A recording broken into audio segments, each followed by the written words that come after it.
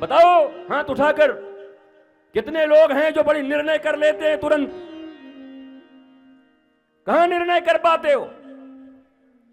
एक साधारण पार्टी में आते हो, कथा में आते समय तो यह निर्णय नहीं कर पाए कि कौन से कपड़ा पहन के आऊं। माता लोग तो 5 जगह फोन लगा देती हैं पार्टी में जाने से पहले, तुम किस कलर का पहन के जा रही हो? अरे तुम जाना अपना पहन के, वो कुछ भी पहन के जाए। किस कलर का पहन, मतलब खुद कपड़े नहीं पहन सकते? इतना भी निर्णय नहीं है तुम्हारी जिंदगी में? हर बात में अनिर्णय, हर बात में कंफ्यूजन है। कंफ्यूज इंटेलेक्ट्स,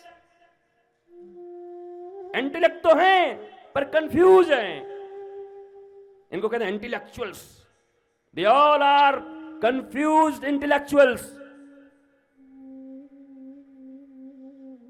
इसलिए इस तथाकथित बुद्धिजीवियों के बीच में नहीं बैठता मैं। बोला गुरुजी बुद्धिजीवियों का सम्मेलन है, हम प्राण बचे हमारा बुद्धिजीवियों से।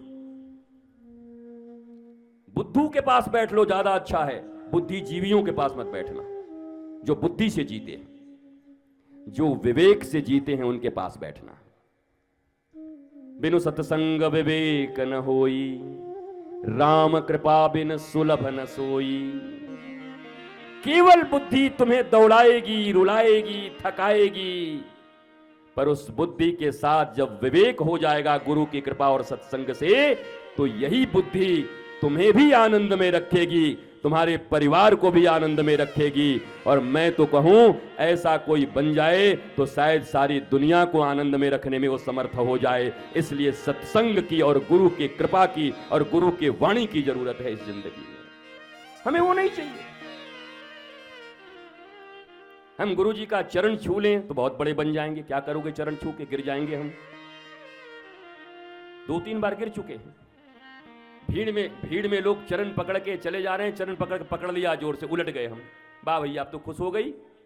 हाँ गुरुजी हम तो खुश हो गए, हम तो पकड़ लिए चरण ना। बोला हमारा जो दांत टूट गए, बोला वह आपका टूट गया तो आप गुरुजी हैं, आपका क्या होगा? कमाल। गुरु की वाणी में ही सब रस है।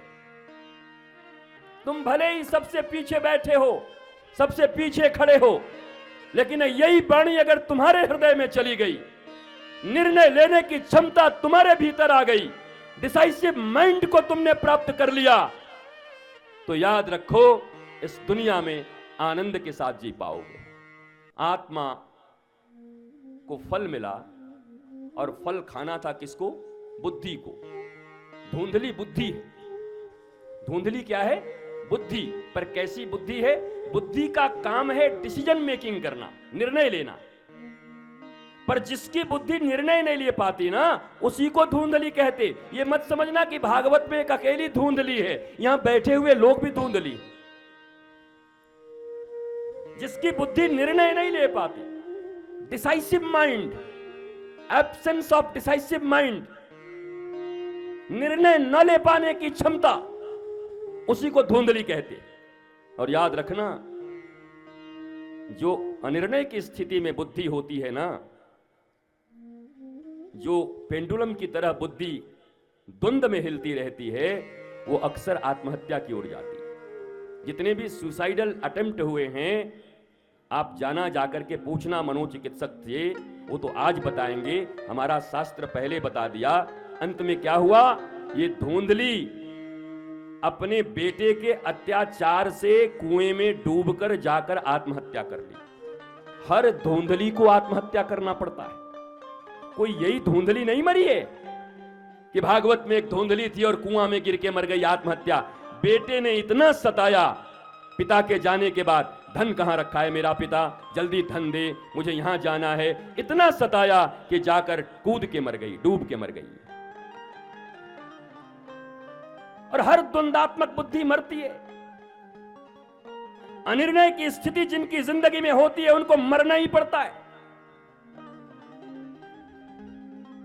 इस संसार में जितने भी आत्महत्याएं हो रही हैं, वो अनिर्णय की स्थिति के कारण हो रही है। हां ना, करूं नहीं करूं, मिलेगा नहीं मिलेगा, जाऊं नहीं जाऊं। तुम्हें डिसाइसिव माइंड चाहिए,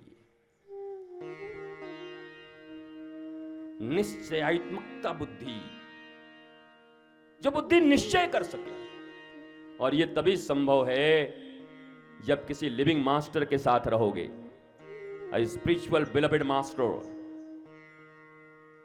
आध्यात्मिक जीवंत गुरु, जिंदा।